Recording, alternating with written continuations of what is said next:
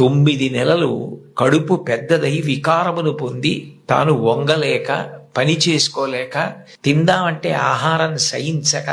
ఎంతో కష్టపడి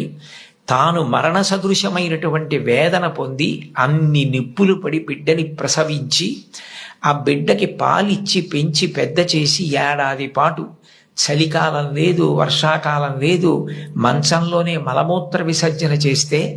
ఆ మలమూత్రములను తుడిచి కడిగి బిడ్డని రక్షించి తాను ఉపవాసాలు చేసి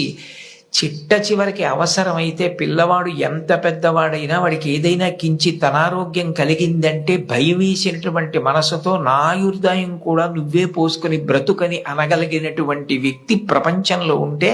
అది అమ్మ ఒక్కతే. అందుకే అమ్మ లాంటి ప్రాణి లోకంలో లేదు.